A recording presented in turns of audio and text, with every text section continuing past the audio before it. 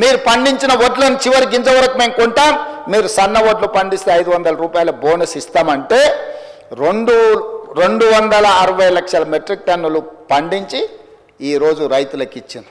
కాళేశ్వరం లేకుండానే ఈ దేశంలో అత్యధికంగా ఒక్క సీజన్లో 1,56,00,000 మెట్రిక్ టన్నుల వడ్లను పండించి ఈ దేశానికి ఆదర్శంగా మన రైతులు నిలబడ్డారు. వాటన్నిటిని కొనుగోలు చేసి 3 రోజుల్లోనే రైతులకు ఈరోజు మేము వాళ్ళ నగదు వాళ్ళ ఖాతాలలోకి బదిలీ చేసాం.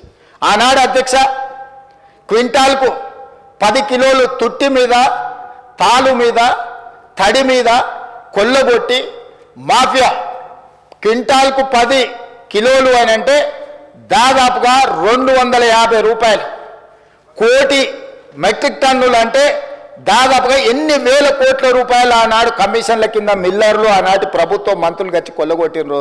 మీరు చూడండి అధ్యక్ష, లెక్క వేయండి. కానీ మేము వచ్చిన తర్వాత 1 కిలో కూడా తుట్టి, తాలు, తవుడు పేరు మీద తీయనీయలేదు అధ్యక్ష. తోలు తీస్తామని చెప్పినాం అధ్యక్ష.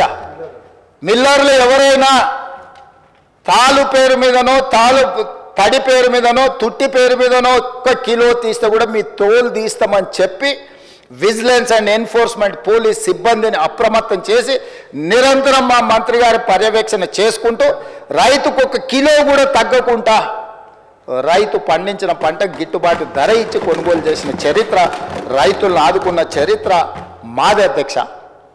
ఇదే కాదు అధ్యక్ష, రైతుల సమస్యలు పరిష్కరించడానికి శాశ్వతమైన ఒక వ్యవస్థ ఉండాలి అని గతంలో రైతుల సమస్యలను పట్టించుకున్న వాళ్ళే లేకపోవడం వల్ల రైతు కమిషన్ ఏర్పాటు చేసి వ్యవసాయం పట్ల చిత్తశుద్ధి నమ్మకం ఉన్న కోదండరెడ్డి గారిని మొట్టమొదటిసారి తెలంగాణ రాష్ట్రంలో విధానపరమైన నిర్ణయం తీసుకొని రైతు కమిషన్ వేసి దానికి వ్యవసాయము, రైతుల పట్ల సానుభూతి, రైతులను ఆదుకోవాలన్న ఆలోచన ఉన్న వాళ్ళను ఈరోజు కమిషన్ చైర్మన్గా మెంబర్స్కి వేసి ఈరోజు రైతుల సమస్యలను స్టడీ చేసి ప్రభుత్వం నిరంతరం ఒక ప్రక్రియ కింద మేము తీసుకొని ముందుకెళ్తున్నాం అధ్యక్ష.